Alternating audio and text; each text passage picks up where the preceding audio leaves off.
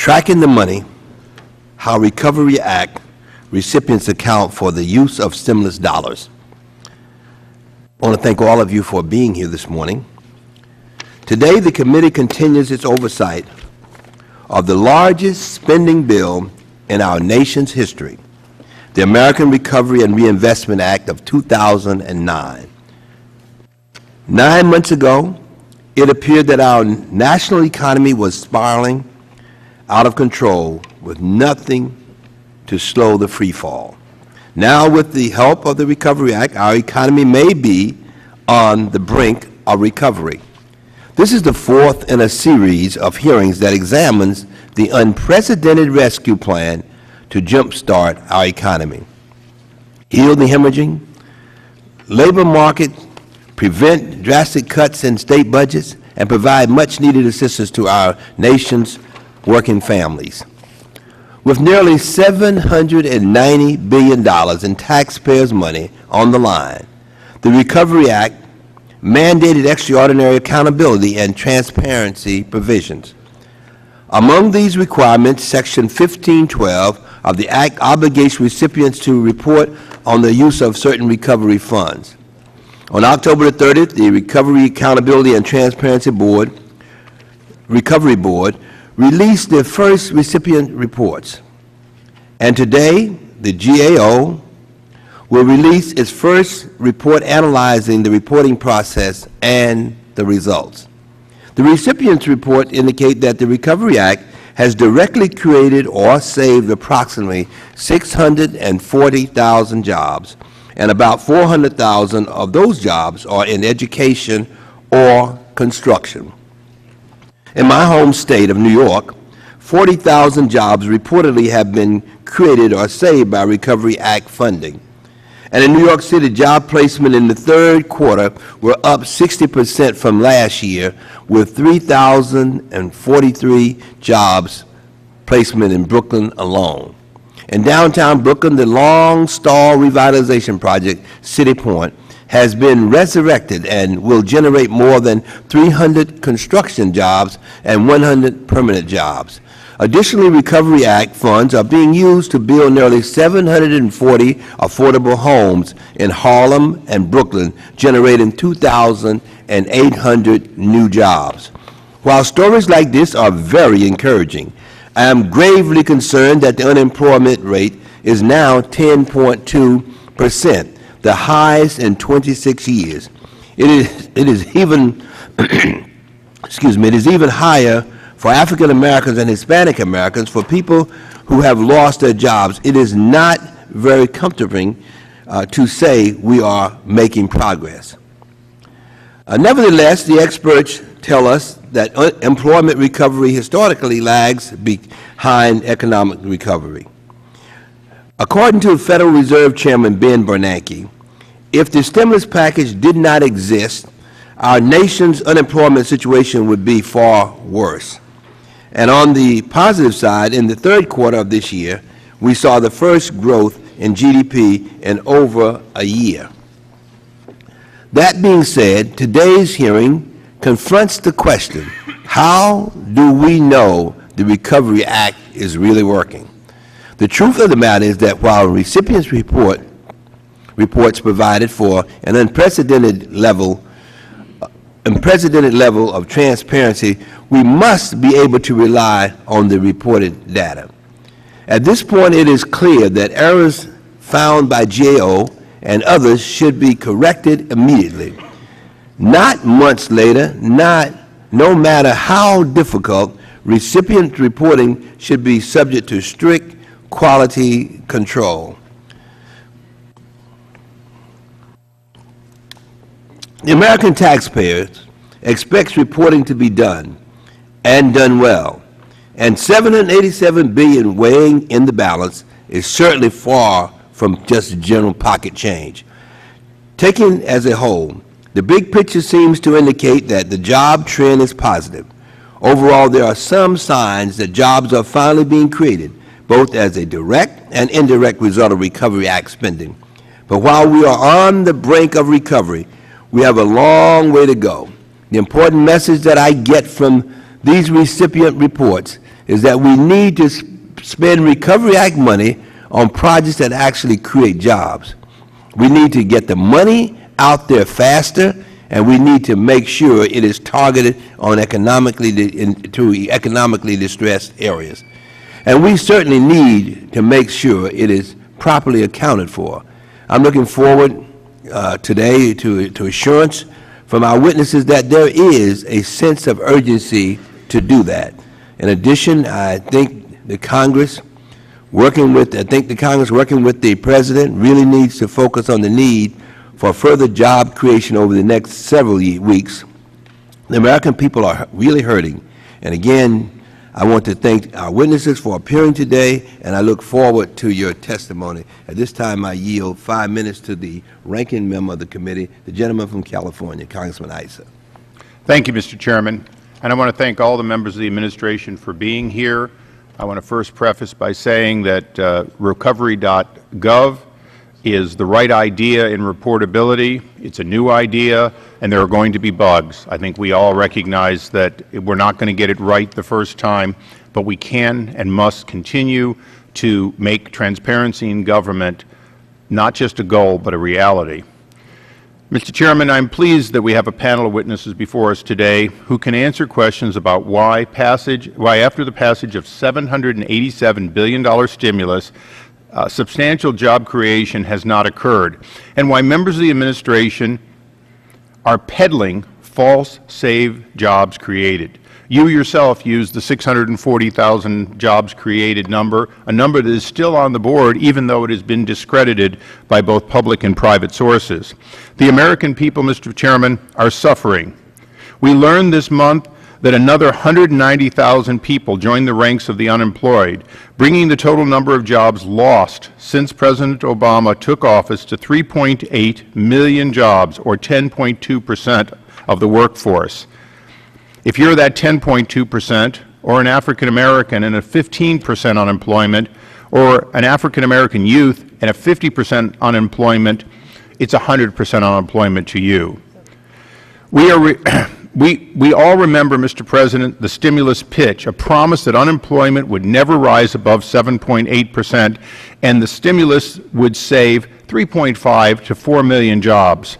By the President's own metrics, this policy has been an abject failure. Vice President Biden, who is responsible, has in fact been the chief misreader of the economy by his own statements. If he had ever met with the Chairman and myself on this issue, we certainly would have told him that, in fact, we needed to work more closely together and we needed not to predict these numbers without science. Then the same economists that misread the economy are creating a policy of miscalculation of what to do next, and steps in the recovery will clearly be in the wrong direction. The administration continues to misread the economy and misunderstand the nature of economic growth. They also continue to mislead the American people with the faulty jobs claims that missed the steps that the country needed for an economic recovery. The administration continues to rely on the discredited economic theory that puts misplaced belief in government spending on pet projects, and in this case, taking credit for jobs saved that are substantially government jobs. School teachers are important, federal workers are important, but that's really where this has gone rather than to the economic growth that this country is famous for. Unfortunately, the main thing about the stimulation of the policy is, in fact, the size of government. Reports indicate that over half the jobs claimed so far have been in the public sector. The Federal Government stands to grow by 140,000 permanent jobs by 2010. Clearly, the Federal Government is not feeling pain. Unemployment here in the nation's capital is 4%. And we have to keep in mind that taxpayers' money is, in fact, by definition, always being wasted in government programs. We try to keep it to a minimum. Clearly, it happens. If our stimulus had been one in which we allowed the American people to make their own determinations and simply supported them in that through investment tax credits and other systems that have historically worked, we would be only having the IRS making sure they truthfully made the investments. We wouldn't be trying to figure out where the California 99th Congressional District is, which, by the way, I hope it's a Republican district.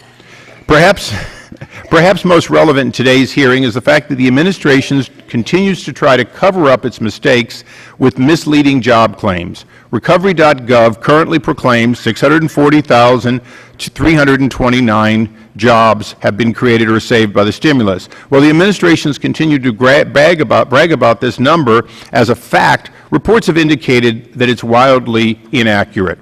The whole jobs created saves metrics is not only troubled, it is entirely deceitful. No government agency, private sector group, or research economics has any idea what the reliable calculation track for these numbers would be.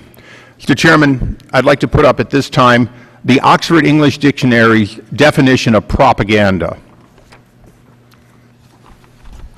Propaganda, a noun. Information, especially of a biased or misleading nature, used to promote a political cause or point of view. Mr. Chairman, it is very clear today, not by the witnesses here, not by, in fact, Recovery.gov directly, but by how this is being treated, how these jobs are being continued to be claimed, and how, in fact, we are dealing with 3.8 million lost jobs, and yet we are told to focus on the 640,000 saved jobs and how much worse it would be.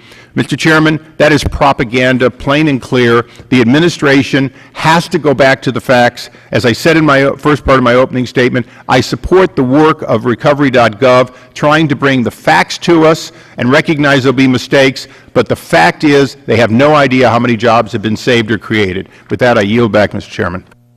Thank you very much. Now we'll move to our witnesses. Mr. Earl Devaney is the chairman of the Recovery, Accountability, and Transparency Board. Some people refer to it as RAT. I'm not going to call it RAT. Of course, which is the body created by the Recovery Act to ensure transparency in the use of recovery funds and prevent the waste, fraud, and abuse of those taxpayer dollars. Prior to being named as chairman of the Recovery Board, Mr. Devaney served as the Inspector General of the Department of the Interior. Mr. Devaney has also served as the Director of the Office of Criminal Enforcement, Forensic and Training for the Environmental Protection Agency, and as an officer in the Secret Service. Welcome, Mr. Devaney. Thank you, Look forward Mr. to your Chairman. testimony. Mr. Gene Dodaro is the Acting Comptroller General of the Government Accountability Office. Mr. Dodaro has held this position since March the 13th, 2008. Mr. Dodaro's career is well seasoned, spanning over 30 years of service at GAO. Over the course of the last 9 years, Mr. Dodaro has held a number of key senior-level positions, including Chief Operating Officer and Head of the GAO's Accounting and Information Management Division. Welcome, Mr. Dodaro.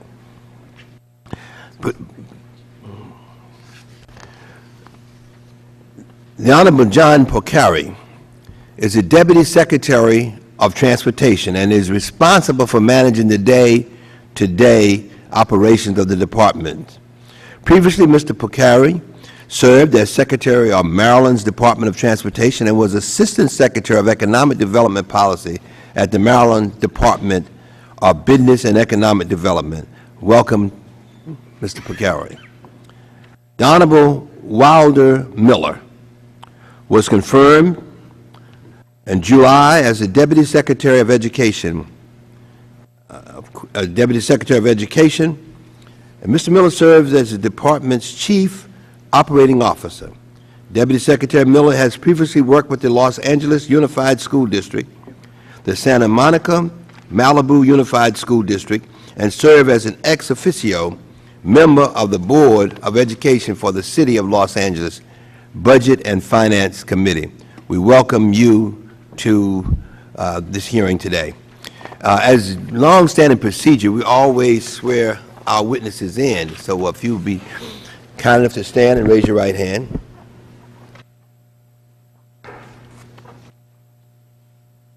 You agree to tell the truth and nothing but the truth? If so, answer in the affirmative. May be seated.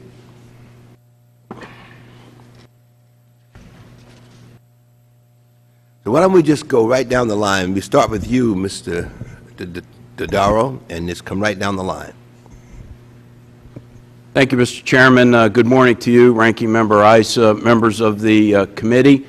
I'm very pleased to be here today to have the opportunity to talk about GAO's views and suggestions regarding the first set of recipient reports filed under the Recovery Act. Given the national scope of this activity and a relatively limited time frame to stand up the original reporting system, we think it was a good first start. However, there are a number of significant data quality and reporting issues that must be addressed. Based on our initial analysis, for example, of the database that was released on October 30th, we found that there were some erroneous or questionable information in the database that merits additional scrutiny. For example, we found about 4,000 reports that had no money expended, but yet claimed over 50,000 FTEs that had been reported.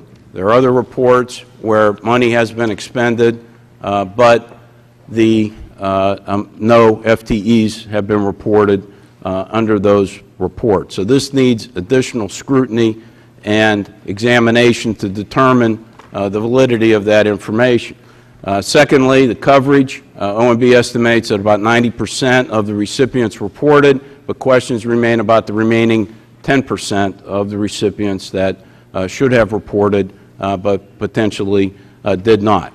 There's also questions about the quality of the review that was done by Federal departments and agencies and by prime recipients. While over 75% of the reports were reviewed by Federal agencies, close to 1 in 5 were not, and far fewer reviews were done and documented in the system by the prime recipients, and so that needs further inquiry and investigation as well. Another problem that we identified, and this was a fairly significant one, dealt with the different interpretations of full-time equivalent positions that were due to be reported. There was a lot of inconsistent application regarding this, especially as it related to the time period in which people made the calculations. This area, because of the different interpretation, really compromises the ability to aggregate the information across the recipient reports. Now, we made a series of recommendations to OMB to work with the Recovery Board and Federal departments and agencies. First is to clarify and standardize the definition of full-time equivalent positions and set a standard period of measurement so the information can be collected and accumulated consistently and properly. Also, to be clearer in the guidance about the fact that the reporting focuses on hours worked that need to be reported in a consistent manner. We also believe that given the issues that we and others have identified, that OMB should work with the Federal agency establishment and with the prime recipients to review lessons learned under this first reporting exercise and reevaluate their quality assurance and reporting approaches to make necessary modifications to ensure that these data quality and reporting issues are addressed successfully. Because this is a cumulative reporting approach and GAO is required to review each of the quarterly reports that are filed by the Recipients Acts, we will be following up on this, conducting additional analysis, and making further reports to this committee and to the Congress regarding the extent to which these data quality and reporting issues are addressed.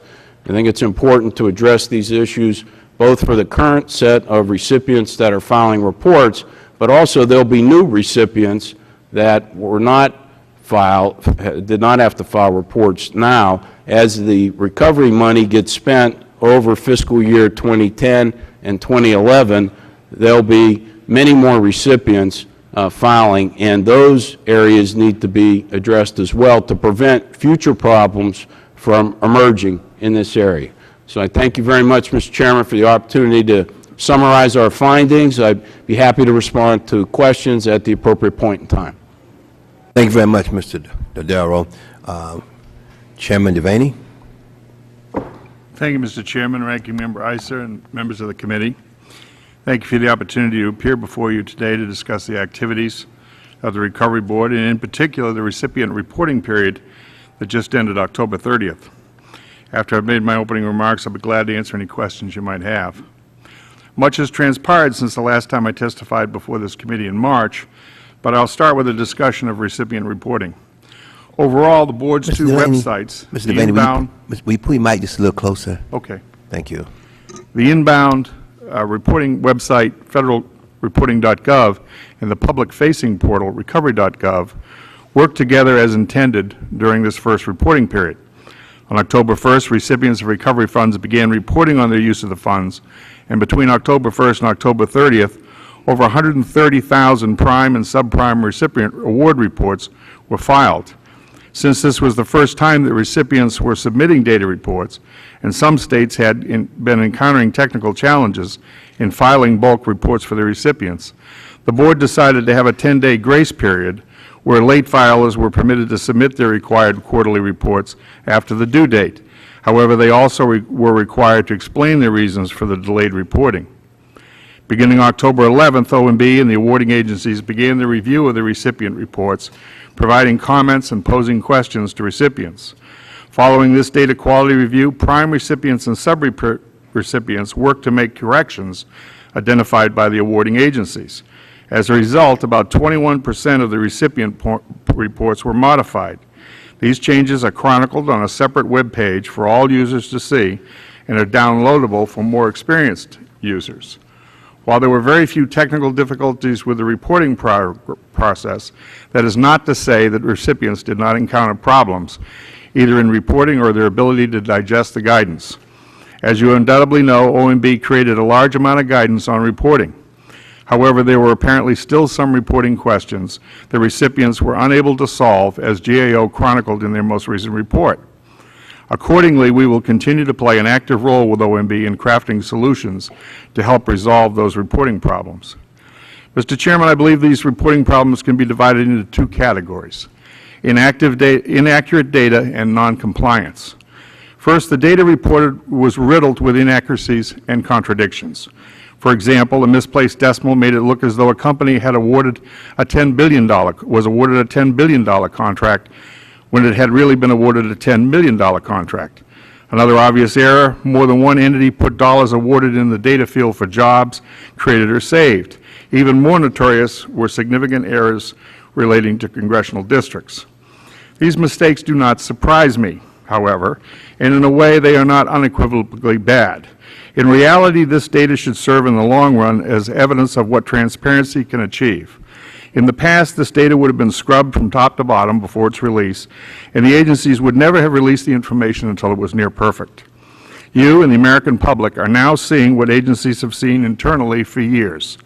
And what we are all seeing, at least following this first reporting period, is not particularly pretty. This raw form, unsanitized data may cause embarrassment for some agencies and recipients. But my expectation is that any embarrassment suffered will encourage self-correcting behavior and lead to better reporting in the future. In addition to incorrect data, the second major reporting problem was the considerable amount of non-reporting. The Board believes that the number of non-reporting recipients exceeds early OMB estimates, but we have not yet received their list.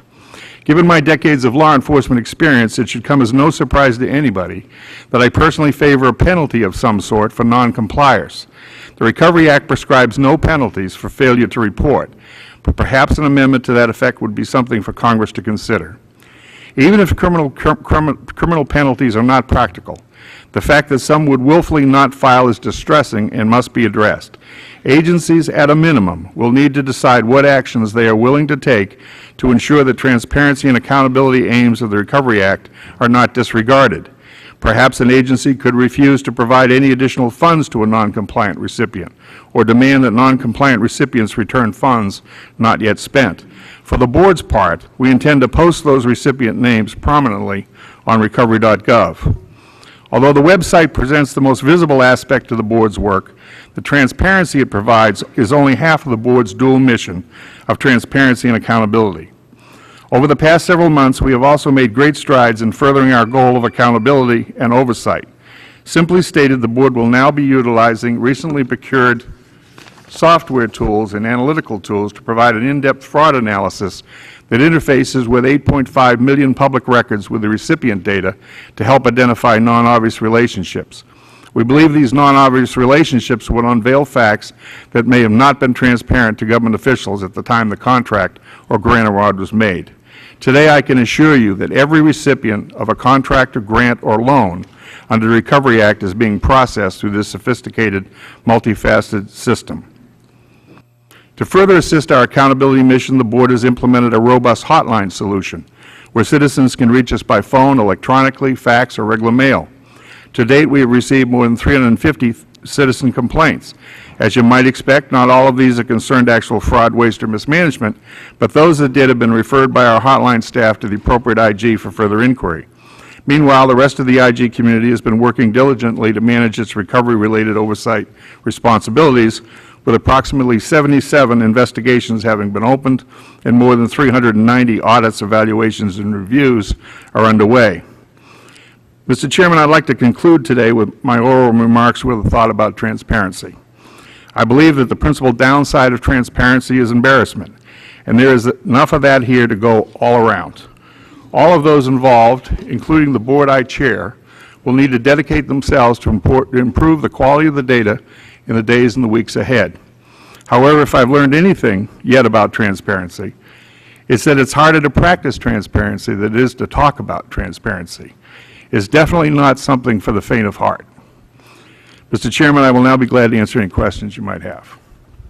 Thank you very much, Mr. Delaney. Deputy Secretary Miller. Thank you, Chairman Towns, Ranking Member Issa, and members of the committee. The American Recovery and Reinvestment Act provides nearly $100 billion in funding to the Department of Education. This is to help avert layoffs of teachers, school personnel, and other public employees while advancing critical education reforms. We've distributed more than $67 billion of these funds, and recipients have reported saving or creating almost 400,000 jobs, including jobs for more than 300,000 teachers and others in public schools and in our colleges. The first Recovery Act funds released were supplements to existing formula grant programs, such as Title I and the Individual with Disabilities Education Act. These programs have well-developed monitoring systems and regulatory requirements that control expenditures, thus minimizing the risk of misuse. The next round of awards were made under the State Fiscal Stabilization Fund. This fund was used to support grants to help stabilize state and local government budgets in order to minimize reductions in education and other essential public services. This was done in exchange for a commitment to advance essential education reforms. We were able to obligate these funds quickly by taking advantage of the Department's existing grant administration systems and working closely with OMB to ensure compliance with the statutory requirements. A percentage of the Stabilization Fund was withheld for a Phase 2 application, which requires states to be transparent about their education reform efforts. Governors will need to provide data on 4 key areas of school reform as outlined by Congress in the Recovery Act.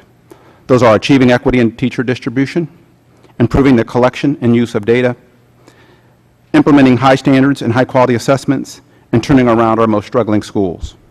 The Phase 2 requirements were published in the Federal Register on November 12th, and applications are due on January 11th. The remaining Recovery Act funding, which has yet to be released, is for discretionary grants, including the Race to the Top Fund and the Investing in Innovation Fund. The requirements for Race to the Top were posted on the Department's website on November 12th, and applications are due on January 19th. The Department is continuing to work hard to provide guidance and technical assistance to our grant recipients on the reporting requirements. We published detailed official guidance and are holding bi-weekly webinars and conducting significant outreach with state and local leaders to ensure that recipients are well aware of the Recovery Act's unique reporting requirements. We are keeping the lines of communications open with grantees, and when clarification is needed, we are responding quickly and publicly. To ensure adequate financial systems and control of these funds, the Department utilizes its centralized grants, administration, and payment system, a system known as GAPS internally. At any time, we know exactly how much funding has been awarded to any grantee and how much funding has been drawn down.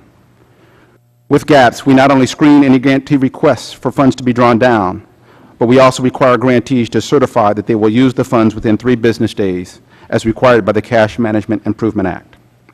GAPS also has an excessive payments monitoring feature that requires Recovery Act payments over a set amount to be approved by the program office before those funds can be drawn down. That is opposed to being drawn down automatically.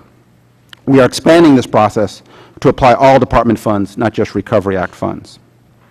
In our ongoing effort to prevent waste, fraud, and abuse of Recovery Act funds, our Office of Inspector General is a significant asset. Our OIG has held more than 160 meetings with state and local officials on issues related to the Recovery Act. They've conducted audits in 7 states and Puerto Rico to assess their internal control systems for administering the Recovery Act funds. To ensure that their findings inform program implementation, the OIG staff are in regular contact with staff offices across the Department to alert them to potential issues in the field. OIG intends to initiate additional audits in the coming months, increasing its focus on the use of funds and data quality. And the Recovery Act's recipient reporting provides a new tool in our efforts to ensure transparency. For the first time, grantees are required to provide quarterly reports, as you know, that account for their use of these funds. We are making considerable efforts to ensure recipients' compliance with the reporting requirements and help maximize the accuracy of their data. Due in large part to our extensive guidance and outreach effort, the Department achieved virtually 100% compliance with the reporting requirements among state agencies. A relatively small number of local-level recipients encounter technical challenges in their reporting efforts, and the Department is working closely with them and any other recipients experiencing difficulties to ensure full compliance in the next round of reporting. The Department has forwarded to the Recovery Board any significant errors and material omissions that have been corrected, such as discrepancies in award size or funding agency. In instances where job data was flagged as being outside of the anticipated range, the Department has notified the recipient of the concern, provided a link to the relevant guidance, and maintained a record of how the guidance was being interpreted so that it could be clarified in the coming months. We will also develop a lesson learned document and begin another round of outreach in advance of the next period of reporting. In summary, as we work to refine the data reporting process, it's important to recognize the impressive level of transparency that has already been achieved. Every parent can go to recovery.gov and see how much the Recovery Act funding their school district have received. If any vendor receives more than $25,000 in payments, that information is available as well. This transparency provides an important tool for taxpayers to see how public funds are being used in their communities and is a significant deterrent against fraud.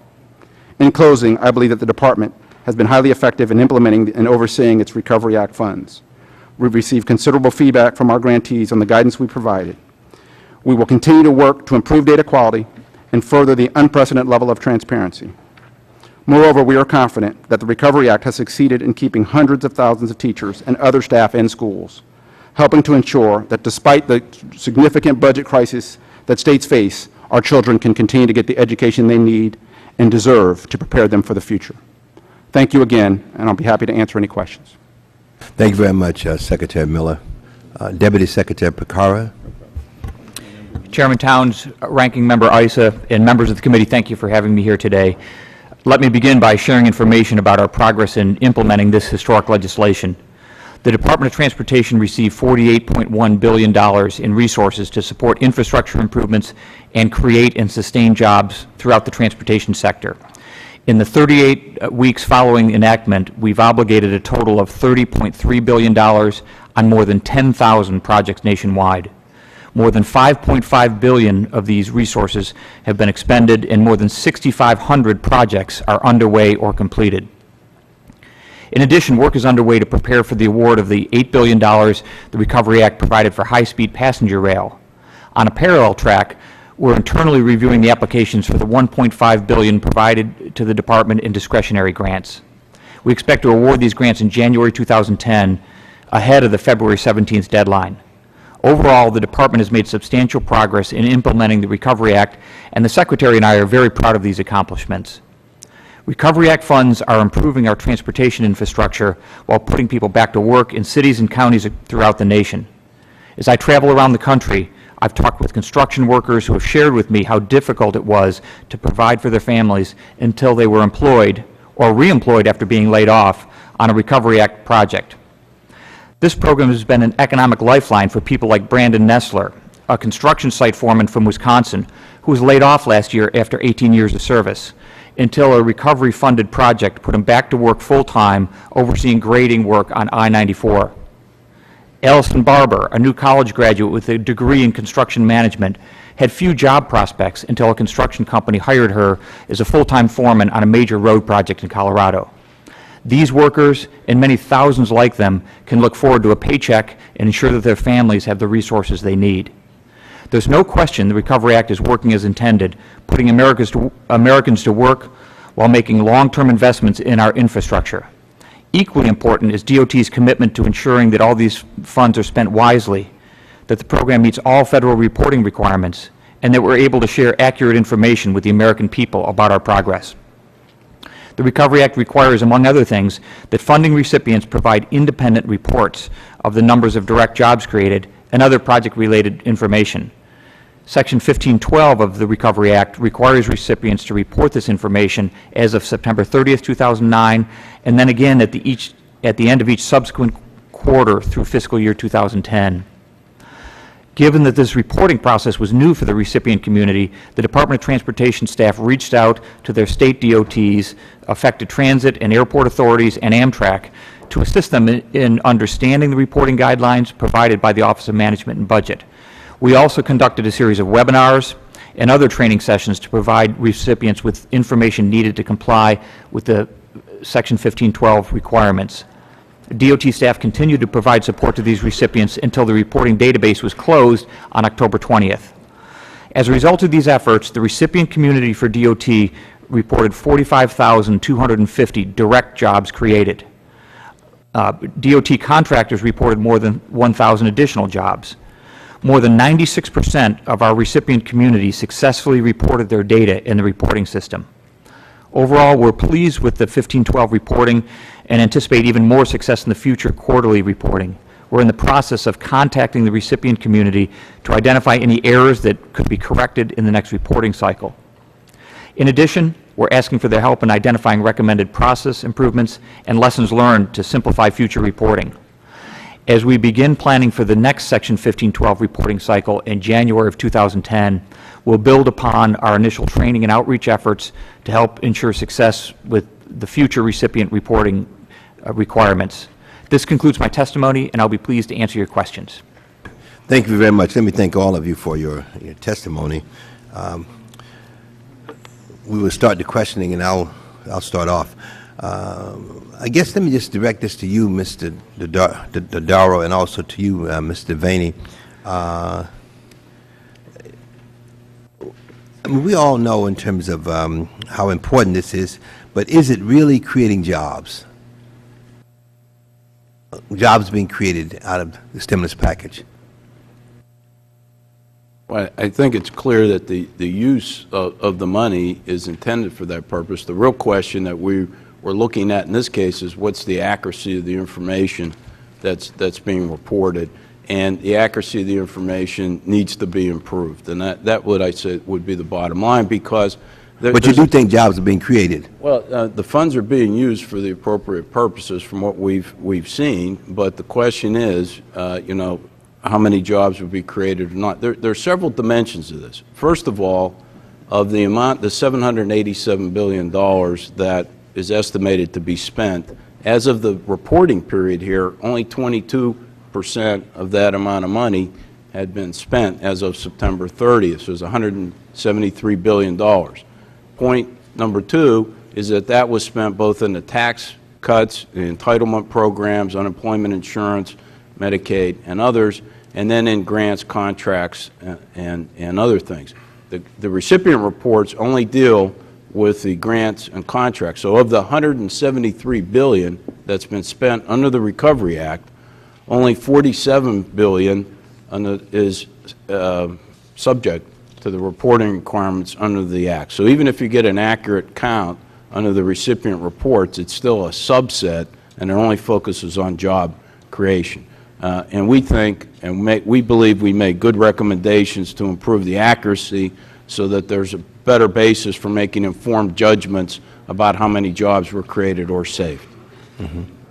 Mr. Devaney? Oh, I think I would agree totally with that. I think there's probably no doubt jobs are being created or saved. It's just the number and the accuracy of the number. We have a number. It's based on what the recipients told us their interpretation of the guidance was.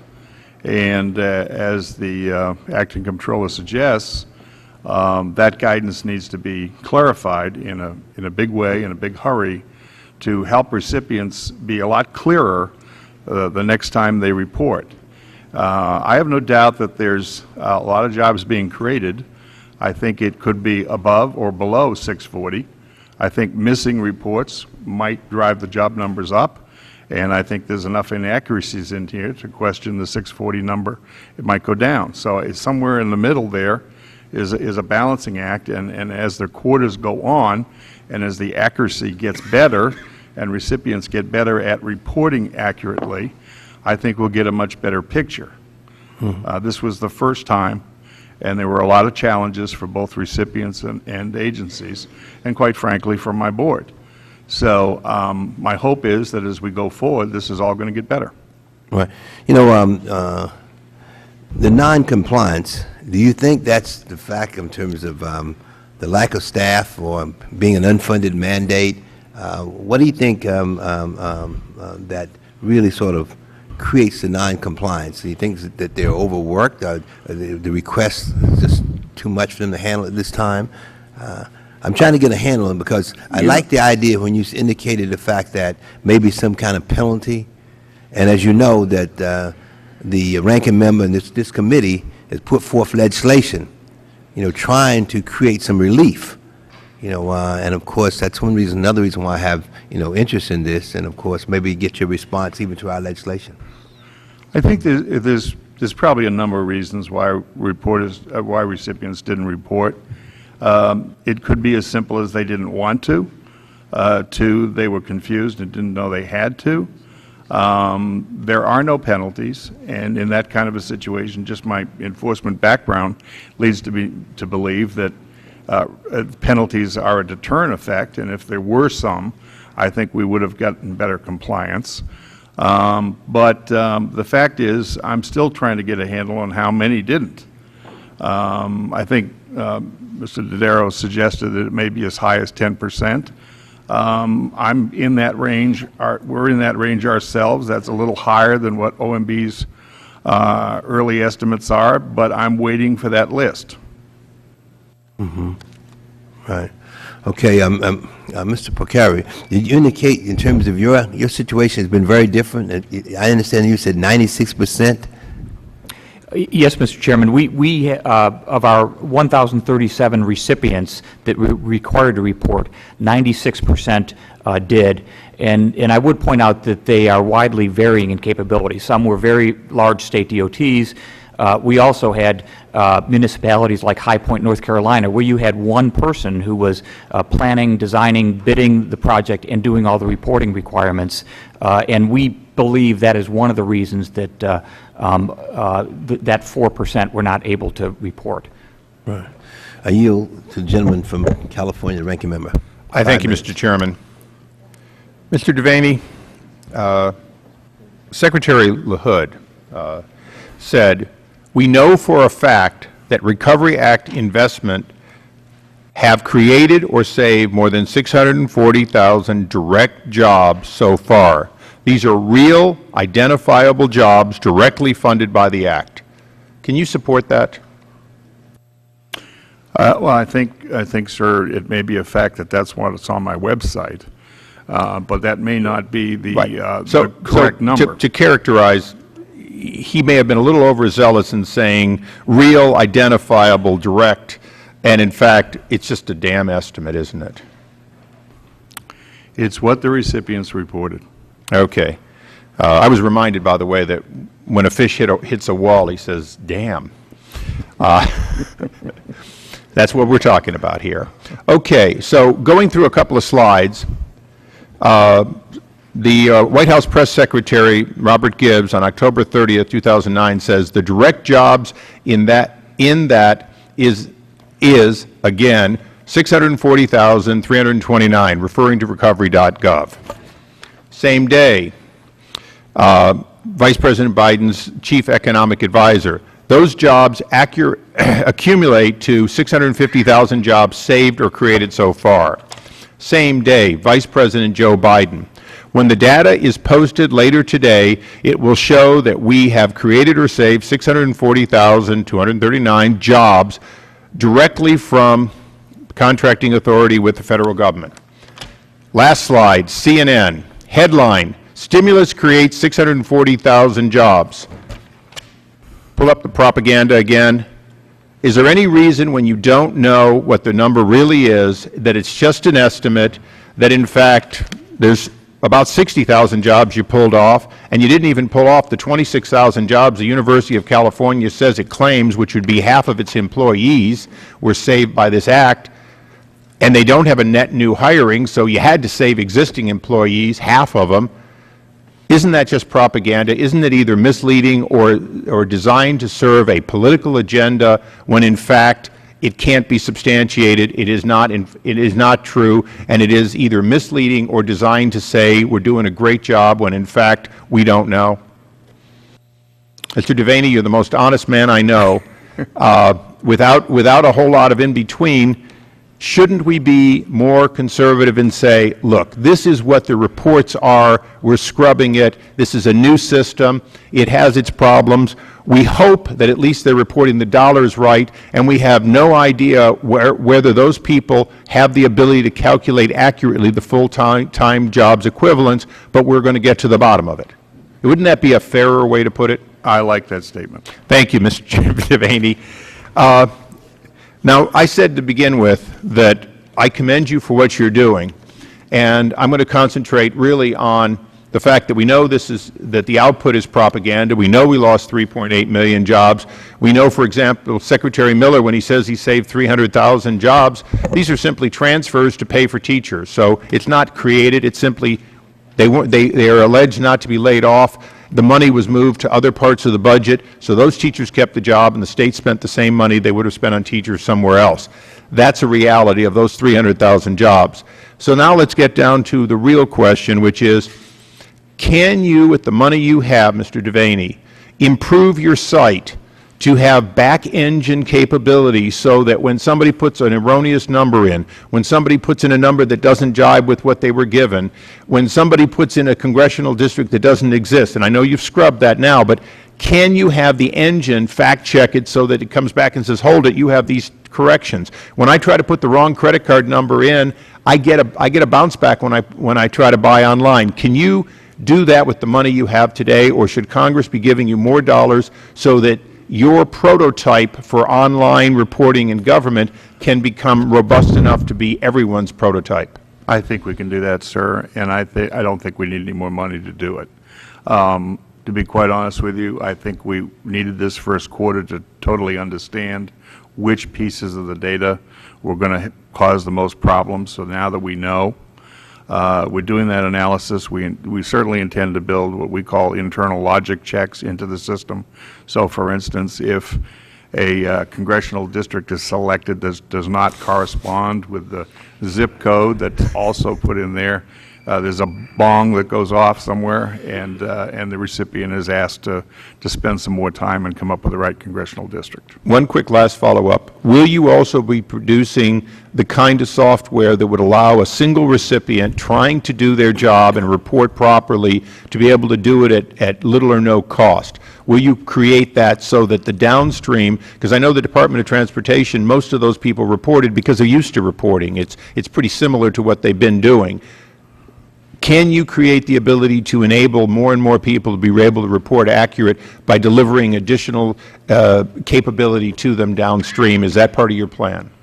Well, we certainly work literally constantly with the states, and bear in mind on this first reporting, 31 states chose to do bulk reporting.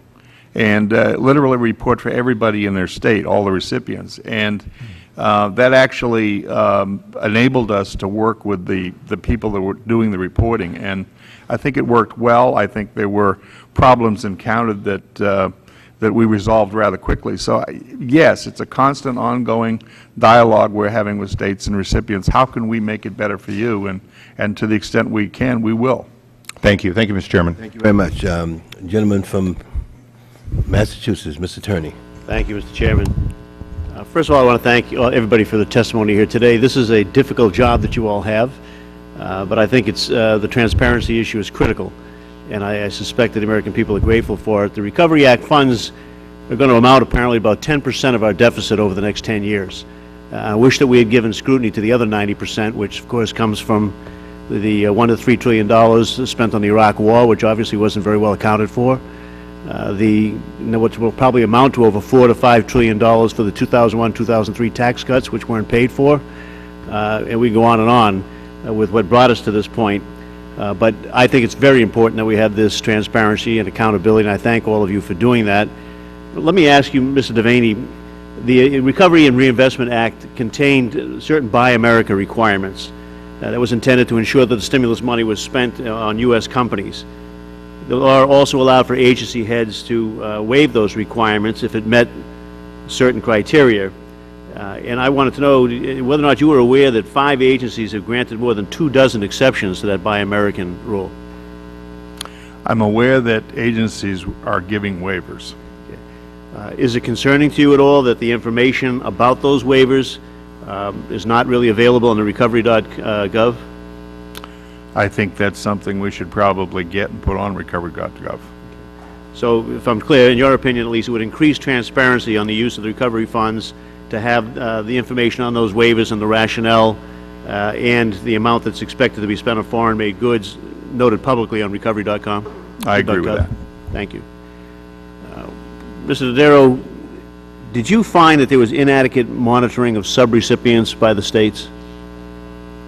We're continuing to look at that issue. We do the bi-monthly reviews on the use of the money.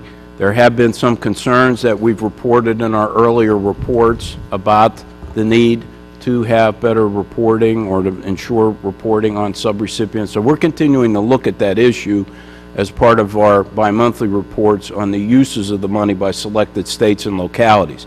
Our next scheduled report there is due in early December, and so we'll be talking about that then. For this report, we focused on analyzing the database of the recipient reports, but we're very much attuned to that issue. It's very important, particularly where there are known reporting issues or known problems with some subrecipients. For example, HUD has identified high-risk subrecipients in the public housing authorities. There's some concerns in the local education agencies.